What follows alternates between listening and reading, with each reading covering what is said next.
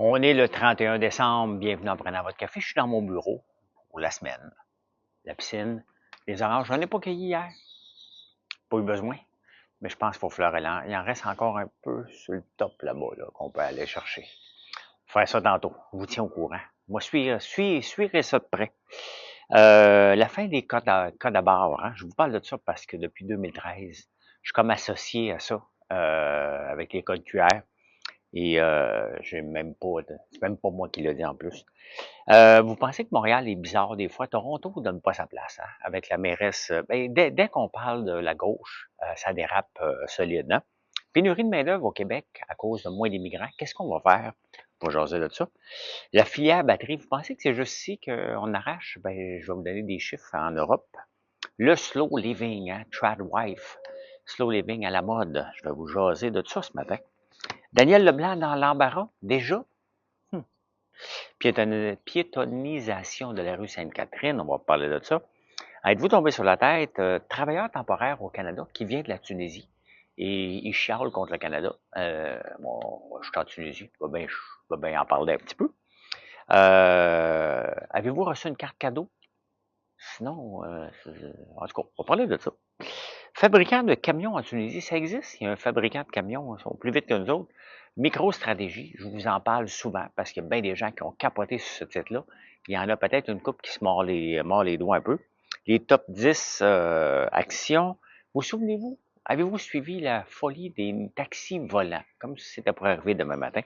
J'ai un petit peu de nouvelles de Gwyneth. Qu'est-ce que vous voulez que je vous dise? Qu'est-ce que vous voulez que je vous dise?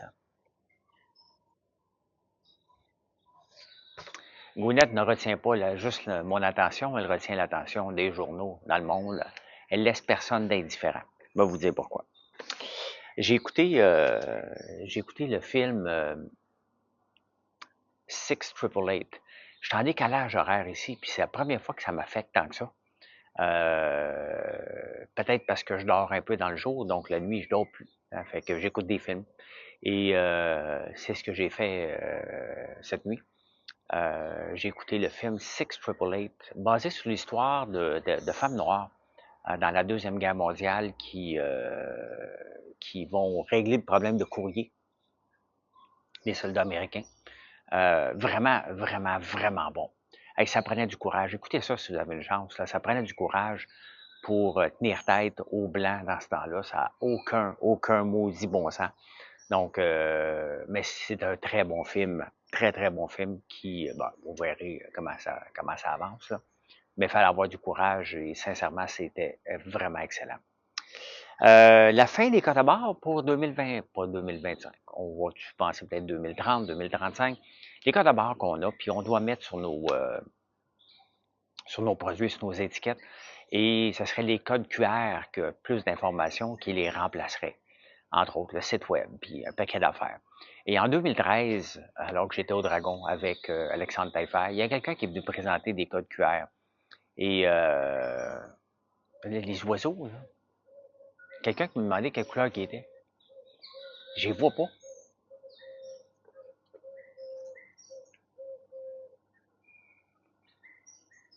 Ils sont gris. Ils sont gris, Jean-Pierre. Ils sont laids. Ils font juste du beau son. Euh, Puis Alexandre Taillefer avait dit des codes QR que c'était une technologie du passé, que ça lèverait jamais. Hein? Et encore aujourd'hui, parce que vous mélangez tout le temps, des fois, les dragons. Hein? Et vous pensez que c'est moi qui est derrière Théo Taxi? Absolument pas. Théo Taxi qui me l'avait présenté, là, Alexandre. J'avais dit, t'es-tu malade, toi? Faut-tu convaincre le gouvernement des subventions? Je me tiens loin des subventions. Donc, j'avais raison. Dès que le gouvernement met une scène dans une entreprise, c'est le désastre. C'est pas d'hier, là, c'est depuis toujours. On parle de l'État-providence, puis elle doit s'impliquer. Non, pas dans l'économie. Mais ils ont mis la main dans l'engrenage il y a plusieurs années, dans le moulin à laver. Là. Tu sais, le moulin à laver, là, avec des rouleaux, là, tu mets là-dedans, ton bras passe au complet. Là. Ben, c'est un peu ça. C'est un peu ça qui est arrivé. Donc, non, je ne suis pas responsable de cette phrase-là que les codes QR sont du passé. Je connaissais même pas ça, presque, en 2013. Donc, voilà. Alexandre, il en connaissait des affaires. Moi, j'étais un inculte. Un inculte. Le slow living à la mode. On le voit, hein, les jeunes, la génération Z, sort moins, boit moins que notre génération à nous. Moi, je suis X, là, je suis pas un boomer encore, mais boivent moins, ils sortent moins. Et la vie est freinée, les calme un peu. Mais on l'a vu de toute façon, hein, avec la pandémie, c'était le retour à la campagne qui s'est terminé comme des années 70. Hein. Les gens pensent qu'en campagne, la vie est belle et tout ça, mais il y a les mêmes problématiques. Tu as le même voisin qui peut être fatigant aussi. Mais là, il y a un mouvement de grand-mère. Hein, puis ça a commencé en 2022, je pense, 2023. Le tricot, hein, l'habillement en lin et en robe, le style de vie, prendre des tisanes. Hey, on a des tisanes sur notre site là, maintenant. On en vend beaucoup. On en vend beaucoup. C'est un nouveau produit qu'on a lancé justement en 2024. On a 3 tisanes. On s'en est avec une quatrième. Je pense pas avoir le temps de la sortir avant les dragons, avant Big Brother. Mais on a la tisane de pétales de tournesol. Mais celle-là est terminée parce on a beau en ramasser beaucoup. Ça se vend vite. On a les fleurets de tournesol et camomille et on a une tisane chai à base de chips de citrouille, donc de citrouille séchée. Donc, qu'on va avoir toute l'année. Celui-là, on a été capable d'en faire déshydrater en masse. Donc, des nouveaux produits. Ça prend toujours des nouveaux produits, ben bon en plus. Fait que, voilà. Hein? Mais tout ça pour dire que le slow living, l'aquarelle, les tisanes, le tricot. Et le tricot, ça, c'est parmi les sites les plus populaires sur Shopify. C'est la plateforme qu'on utilise. Le tricot a toujours la cote. Tout ce qui a rapport. Et c'est un marché que je voulais offrir, bien entendu, avec les moutons, avant qu'on passe au feu, donc de faire la transformation de la laine et d'offrir justement de la laine pour le tricot de chez nous, puis donner une opportunité aux agriculteurs du coin. Ça va venir à un moment donné en 2026, 2020, disons 2027-2028. Il y a des projets là, qui ça prend du temps. Avant, là, dans mon jeune temps, j'aurais jamais parlé de 3-4 ans là, de projet. Que ça se fasse tout de suite et on en lance un nouveau. Mais il y a des projets qui prennent du temps parce que ça demande énormément d'investissement et de trouver les bons équipements. Donc, et trouver le bon monde. Donc, d'essayer de faire des projets qui ne demandent pas trop de main-d'œuvre non plus. Hein. Il faut en tenir compte maintenant. Si on veut être compétitif et si on veut ne pas avoir toujours des problèmes de main-d'œuvre, c'est compliqué la main-d'œuvre. C'est pas que j'aime pas ça, là. J'en ai quand même pas mal d'employés, mais c'est juste compliqué. La filière batterie. Hein? On pense qu'ici, c'est juste ici, là. Tous les gouvernements occidentaux sont partis en peur avec une filière batterie pour contrecarrer la chaîne. Je ne sais pas pourquoi. Hein? L'automobile est tellement près de nous, là, est tellement ancré dans notre style de vie qu'il a fallu qu'on fasse les choses différentes pour ça. Parce que les téléphones, on n'a jamais pensé avoir une filière téléphone. Et pourtant, tout le monde a un téléphone ou deux dans ses poches. Jamais pensé à ça. Une filière TV, filière radio. Jamais pensé à ça. Ça n'a jamais fait partie de nos valeurs. Pourquoi l'auto? Hein? Syndicat, lobby, très fort. Il n'y a pas de lobby du téléphone, là. Il y en a peut-être, mais c'est pas comme le lobby des travailleurs. Ça n'a jamais fait partie parce que ces technologies-là ont vu le jour alors qu'on la mondialisation des marchés avait déjà lieu. Les téléphones ont vu le jour, là, on n'était pas des années 50 comme, ou même des années 1900 au début de l'automobile. Là. Donc, c'est juste ça qu'on a voulu faire de différent pour protéger des emplois. Mais à quel prix? Un prix tellement énorme que ça n'a rien donné. On a essayé d'aller vite pendant que la Chine investissait massivement. Nous autres, on donnait des dividendes. Des gros salaires, des dividendes. La Chine investissait hein, dans des usines presque 100 employés, pas 100 dans le chiffre, 100, S-A-N, S-A-N-S. 11 des 16 projets européens sont dans le trouble ou ont pris fin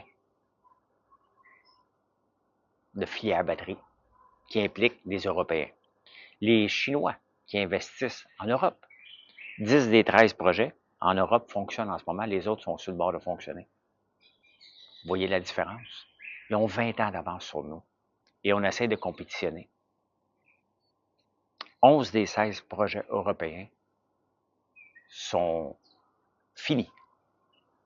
10 des 13 projets en Europe avec des entreprises chinoises fonctionnent.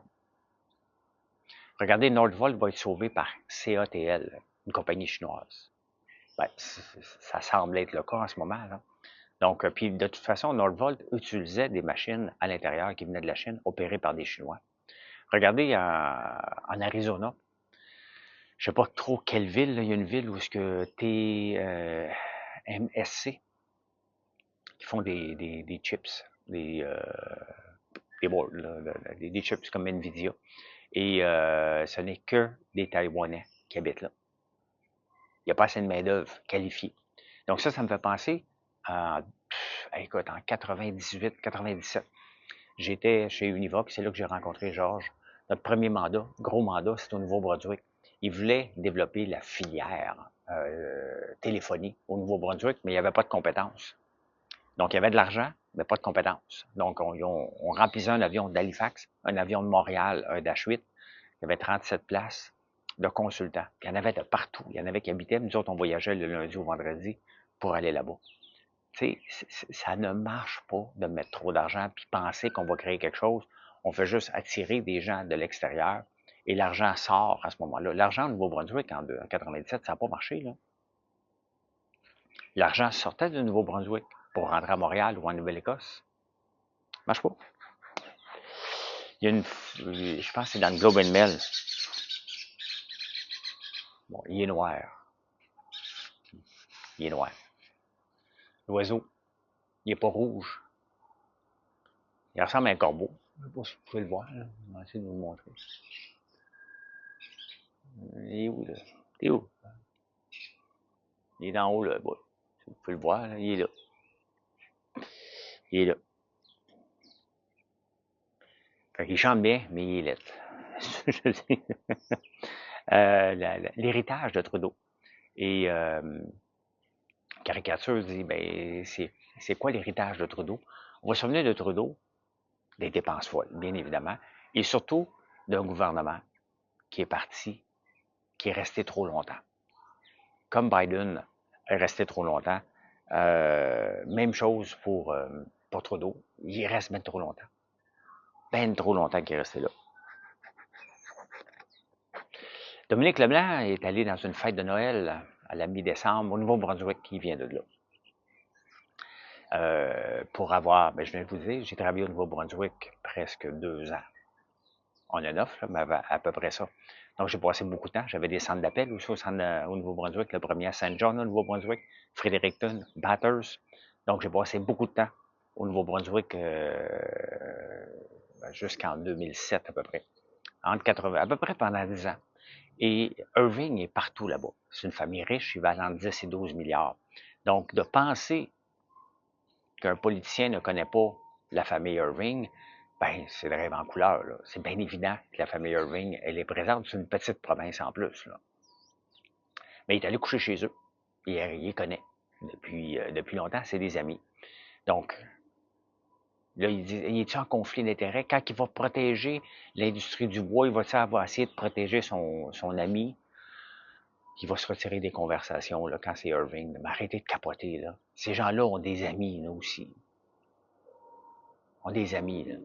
Je trouve ça drôle que quelqu'un va coucher chez un milliardaire, là. Mais regardez, moi, je peux me payer un hôtel, puis je couche ici, dans la famille de l'ex à Marilyn, là.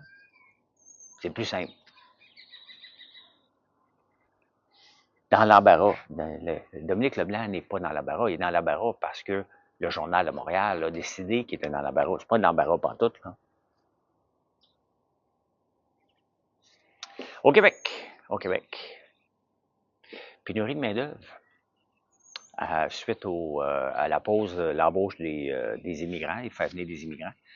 Donc, il y a des entreprises qui disent, ouais, mais là, je vais avoir une pénurie de main-d'œuvre.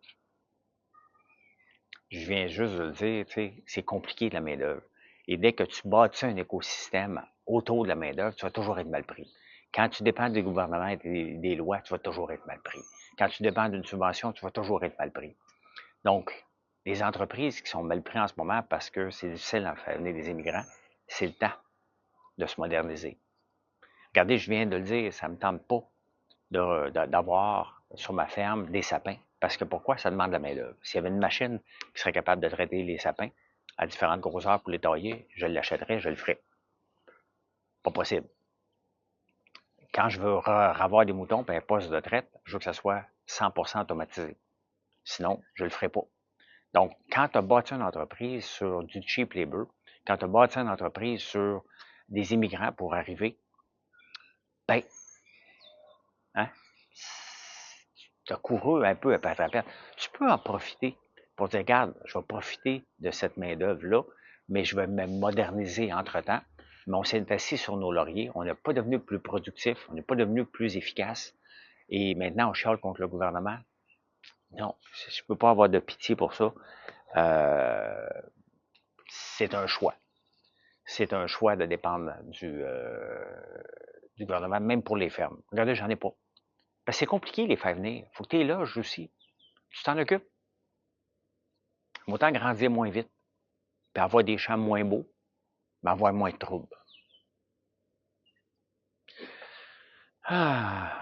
Montréal, on le sait, on a une mairesse un peu Waldo, là, tu sais, un petit peu Waldo. C'est moi, moi, moi, moi, moi. À Toronto, c'est moi, moi, moi, moi, moi aussi. Mais à Toronto, ils sont fait mettre des bâtons dans les roues d'après le gouvernement. Tu sais, une ville n'est pas un État. Hein? Donc, ils ne peuvent pas faire ce qu'ils veulent tant que ça. Et les rues ne leur appartiennent pas tant que ça. Hein? Et donc, les pistes cyclables, maintenant, c'est le gouvernement Ford qui décide laquelle piste cyclable va avoir lieu ou non. Une maudite bonne affaire. Mais à Toronto, on a dit, ouais, là, il y a des côtes, puis les gens viennent se glisser, puis là, les gens n'aiment pas ça. Fait que, il y a 45 places où les enfants pourraient glisser à Toronto, qui ne peuvent pas. Quand même, quand on réussit à trouver plus fou que Montréal, quand même, hein? Ben, parlant de Montréal, piétonisation. Hein, on parle de la rue Sainte-Catherine et là, on parle de la rue Saint-Hubert. C'était dans le journal de Montréal. TVA est allé voir les gens sur la rue et il y a différentes visions. Hein. Le parc, la nuit, dans aucun parc à Montréal, tu es supposé flâner là, passer 10h, 11h. Mais, tu sais, c'est parce que la rue Sainte-Catherine, c'est plus que les vitrines en bois. Là. Regardez, levez les yeux quand vous allez vous promener là. Regardez en haut. Vous allez voir qu'il y a des buildings, il y a des travailleurs. Il y a encore des industries en haut de ça qui ont besoin de livraison. Les camions peuvent passer par la ruelle, s'il y a des ruelles, mais il n'y a pas des ruelles partout. Là. Donc, faut penser plus grand que le bout de notre nez, de voir, oh, regarde comment c'est bucolique, des gens qui marchent dans la rue, pas de sac dans les mains, des flâneurs. Qu'est-ce qu'on veut, hein? Bâtir des rues piétonnes pour les flâneurs, vivre la ville, avoir des espaces où quelqu'un va aller lire un livre quand il fait beau, là. Tu sais, regardez, j'étais allé à Québec pour Noël. Il y a des pistes cyclables à Sainte-Foy. Il n'y a pas un, il y a pas un chat. Même l'été, il n'y a pas un chat. Regardez la piste cyclable sur Henri Bourassa. Pas un chat. L'autre jour, dans Montréal, avenue du Parc, on s'entend, là, c'est la place, le plateau, là. Pas une personne en vélo. Et on veut bâtir une ville de vélo. Ça roule 24, 365 jours par année. Il n'y a pas personne qui l'utilise, le vélo. Il y en a des gens, mais très, très, très, très peu. Trop peu pour toute l'importance qu'on leur met. Il n'y a pas assez de business. Une rue commerciale, c'est une rue pour faire de la business. Vous, comment je l'ai dit, là, de la business. Si on n'est pas capable de faire de la business, ça sert à quoi de voir des gens qui vont venir lire dans un parc aménagé? Puis qu'est-ce qui arrive avec les parcs? À un moment donné, il y a quelqu'un qui va, m'en a dit, crisser sa tente, là. Ben oui, c'est exactement ce qui va arriver. On va le démolir comme les autres parcs.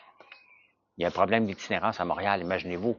Qu'est-ce qui va arriver dans le centre-ville? Tu sais, à un moment donné, faut penser plus loin que le bout de notre nez, puis dire, ah, ça va être beau. Hein? On va une belle carte postale. On n'en envoie plus des cartes postales, c'est fini. Tombez sur la tête. Tombez sur la tête. Il y a un travailleur, tunisien qui a un permis pour venir travailler au Canada, au Québec, dans un transporteur. Il s'est blessé. Après ça, il a fait 3 autres jobs. Et là, il dit, bon, mais je suis pas respecté, puis euh, pas respecté. C'est droit. Mais, tu sais, à un moment donné, là, puis ça, c'est le genre de travailleur est-ce qu'on veut avoir? Oubliez le pays qui vient, ça donne qu'il vient de la Tunisie, donc ça a retenu mon attention parce que je suis ici en ce moment. Mais pensez-vous, il travaille pour Transport, il a travaillé pour Transport Bilodeau. Il s'est blessé, puis l'employeur dit qu'il est obligé de revenir le lendemain. Sincèrement, dès que tu te blesses, là, que tu sois travailleur étranger ou n'importe quoi, c'est un cas de CNESST. C'est l'employé qui décide avec la CNESST, puis croyez-moi, ils ne sont pas pressés d'y retourner travailler. Ils ne sont pas pressés pantoute. Fait qu'après ça, la CNESST vient faire une enquête. Viens voir, viens checker. Est-ce que quelque chose peut être amélioré? Fait que quand j'entends qu'un immigrant vienne chialer sur les règles qui ne sont pas respectées, j'y crois pas pour 5 cents. Pantoute, pantoute, pantoute. Tu n'as même pas besoin de l'appeler la CNSST, elle court après toi pour dire, y a-tu quelqu'un de blessé? Hein? Regardez avec les jeunes, on a enlevé les jeunes du travail parce que le nombre de jeunes qui s'étaient blessés avait augmenté de 100%. Je comprends, pendant la pandémie, il n'y avait pas d'école, puis les jeunes travaillaient. Donc, tu te ramasses de passer de 10 jeunes qui travaillent à 4000. C'est sûr qu'il va en avoir une vingtaine qui vont se blesser comme des adultes. Là. Et c'est quoi les blessures? Hein? Si tu t'es enfargé parce que tu n'as pas attaché tes lacets, ou tu t'es coupé la main avec une scie. Il faut voir le type de blessure aussi, là, la gravité. C'est vrai que c'est impressionnant, les oiseaux. Hein? Mais en même temps, comment ça se fait qu'on a fait venir un travailleur pour faire du ménage?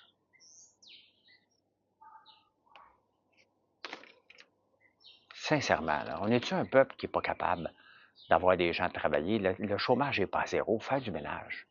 On est obligé de faire venir des gens de l'extérieur pour ça. Le ménage des industries, là, sincèrement. Ça,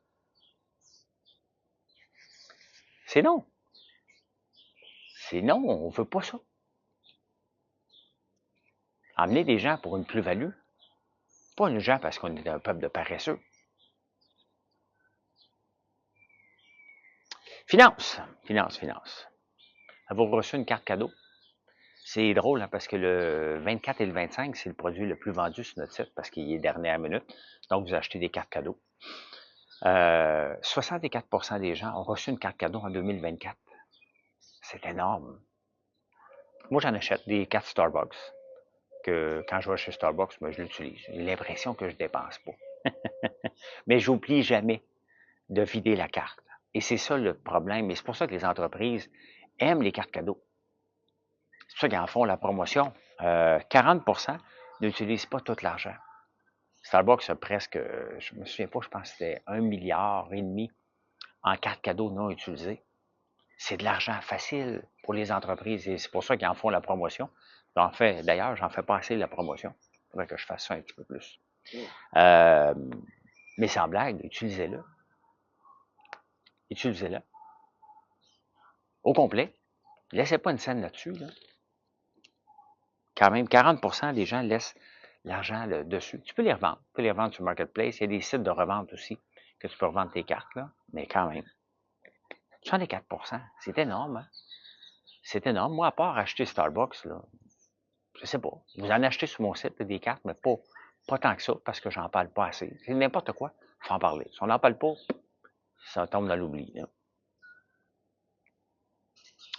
Imaginez-vous, on se promène un peu, on reste à Tunis, toujours à la même place. Là.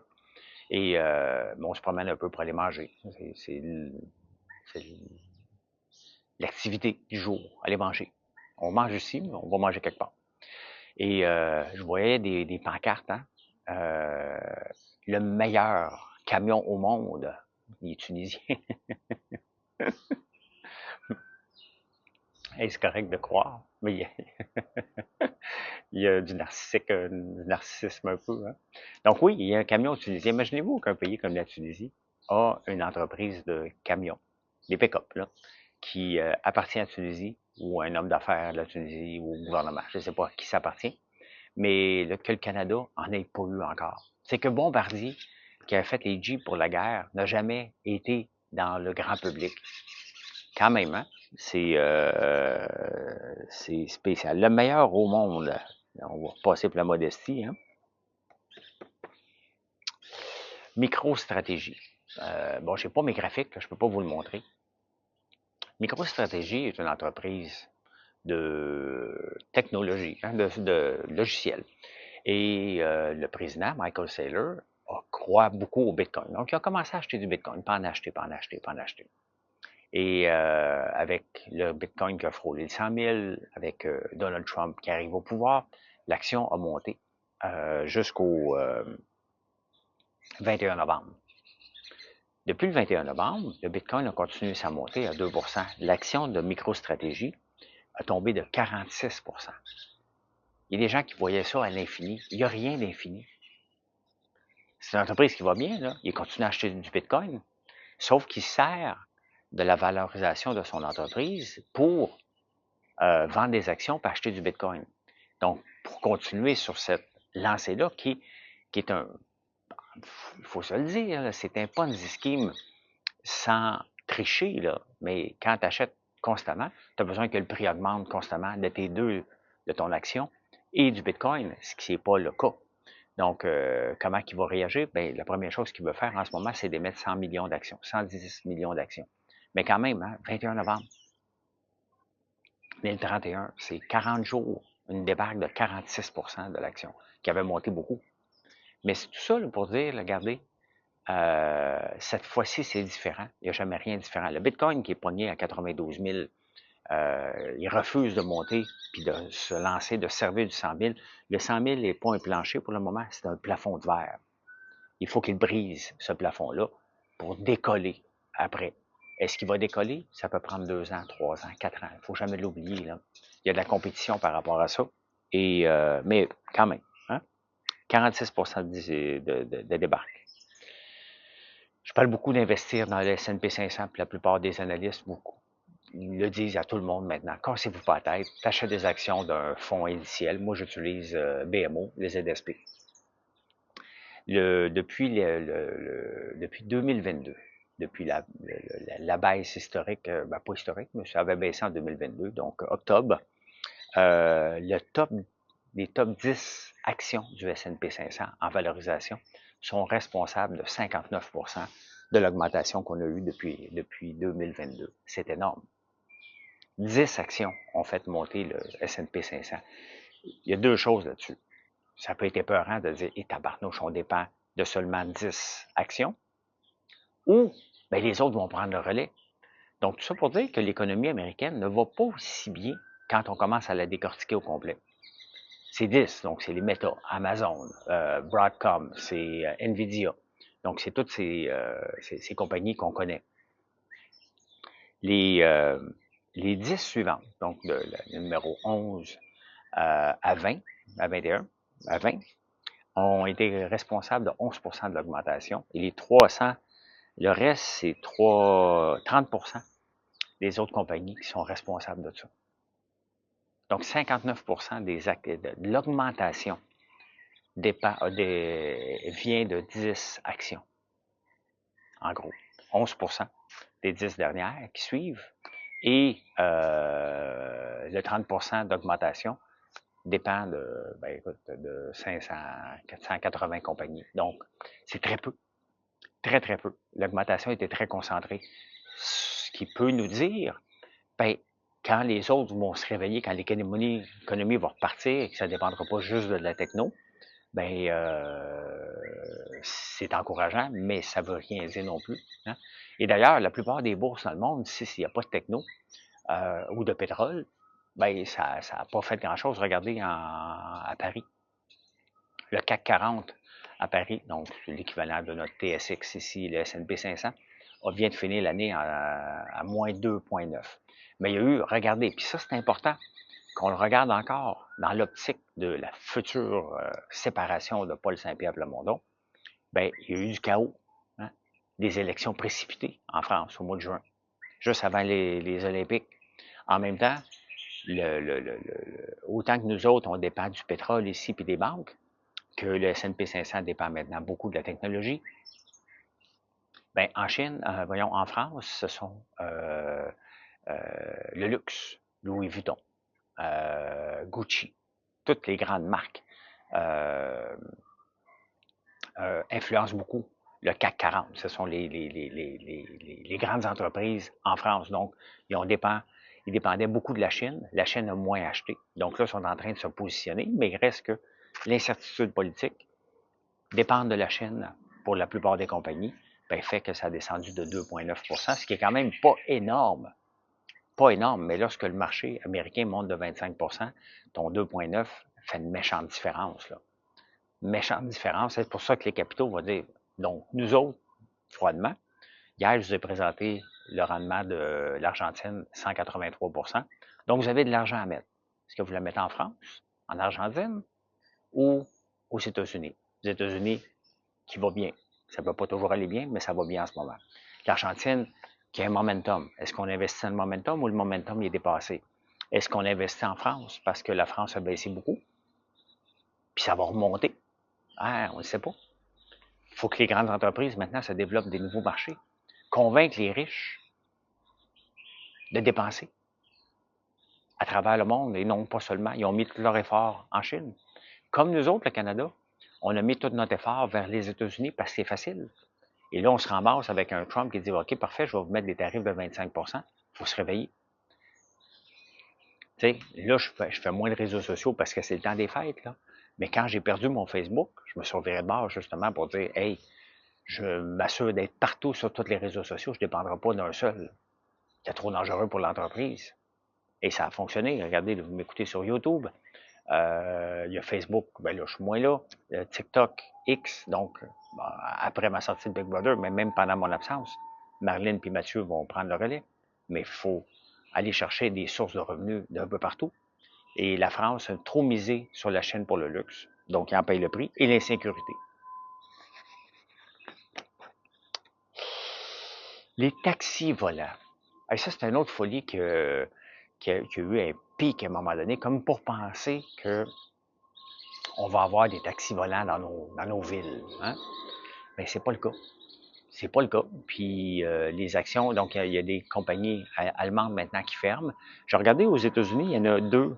Joby, G-O-B-Y, et Archer, euh, qui va relativement bien depuis que Trump est là, mais embarquez pas dans le bateau. Là. Pensez-vous vraiment qu'on va avoir des hélicoptères, taxis qui vont venir nous chercher, comme des gros drones? Ce serait cool. Est-ce qu'on est rendu là? Pensez-vous que l'auto autonome va arriver avant? C'est pas demain, elle est en train de se placer. Donc, on parle dans 10-15 ans, peut-être, si tout va bien. Je ne sais pas ça qu'une pôle, là. Je ne sais pas ça qu'une pôle. Moi, j'ai eu mon expérience et ma leçon très tôt avec je pense, 1000 pièces, mais c'était beaucoup dans ce temps-là pour moi, 1000 $. J'avais investi dans l'autruche, des actions d'autruche, parce que la viande on était supposé en 2025, c'est pas 2025, mais là, aujourd'hui, en 1990 à peu près, manger que de la viande d'autruche. Des fermes d'autruche, il y en avait. Hein? C'était supposé manger que de l'autruche partout. Donc, j'avais investi des actions dans une compagnie, des pink sheets, dans le temps du loup de Wall Street, là, mais t'as fait avoir. Mais même si je ne m'étais pas fait avoir, est-ce qu'aujourd'hui, on mange de l'autruche? Je pense pas que je n'ai mangé une fois encore. Donc, tu sais, il faut regarder. Et c'est ça l'approche Livermore. Hein? Essayer d'avoir raison trop vite, on finit par se brûler. Et le but n'est pas d'essayer d'avoir raison trop vite, c'est de sauter dans le marché quand il existe. Donc, quand le marché du taxi existe, là, il va y avoir des ratios co-bénéfices, puis s'il rapporte de l'argent, l'action va monter. En attendant, vous gamblez. Vous gamblez qu'un gouvernement va dire oui à ça. Insolite. Écoutez, en insolite, je vous parle de Gwyneth encore. Les journaux aiment Gwyneth. Elle laisse pas les gens indifférents avec Goop Project, son entreprise. Mais Gwyneth explique son année en 2024. Elle fait du recap à chaque mois sur Instagram, son mois. Et là, au courant de l'année, elle dit, ben, j'ai été voir une numérologie. J'ai fait faire ma numérologie pour expliquer mon année. Parce qu'elle était empty nest. Maintenant, elle a 52 ans. Ses enfants sont partis. Ils sont jeunes, hein? Moi, les miens ont 23, 21, puis je ne vois pas le jour quand est-ce qu'ils vont partir. Ses enfants ont 18 puis 20. Apple, puis je ne sais pas comment l'autre s'appelle, Orange, peut-être. Donc, ils sont partis. et son chien est décédé. Donc, elle voulait avoir une explication derrière ça. Donc, elle allait faire sa numérologie. Là. Tu sais, l'affaire, c'est que elle dérape toujours un petit peu, hein, avec des choses trop ésotériques. Et des fois, elle me fait penser à Jacinthe René. Jacinthe René, elle a fait un paquet de vidéos d'un quétaine absolu euh, dernièrement pour présenter sa gamme. Et elle est trop habillée, trop maquillée. C'est quétaine. C'est quétaine. Mais quand tu vas dans la numérologie, vous avez le droit de croire ça. Là. Je crois. Le problème, c'est que c'est peut-être moi qui ne crois pas à cette chose-là. Mais résolution de fin d'année, les amis, je suis correct. Je l'ai déjà pris depuis plusieurs années. Boire au moins 4 cafés par jour. 4 cafés par jour est l'équivalent de 2 en pic. Pas aussi fort, là, mais aide à maintenir un poids. Et, euh, et réduit les risques du cancer de 32 C'est pas rien, là. Le problème, c'est que la cigarette, un peu comme le gras, mauvaise presse parce que il y a 30, 40, 50 ans, quand tu buvais du café, tu fumais une cigarette en même temps. C'était la cigarette qui était dommageable, pas le café. Fait que, on continue d'en prendre 4. Les Danois en prennent 7 par jour. Quand même, hein? Eh bien, voilà. Un autre show de terminé. Merci d'être là. Merci d'être là. Je vous souhaite une excellente journée. On est le 31, donc bon réveillon. Bon show de fin d'année. Je ne l'écouterai pas. Moi, l'écouter à mon retour. Donc, bonne année. Puis je vous reparle demain matin, même heure, même poste. Allez, bye.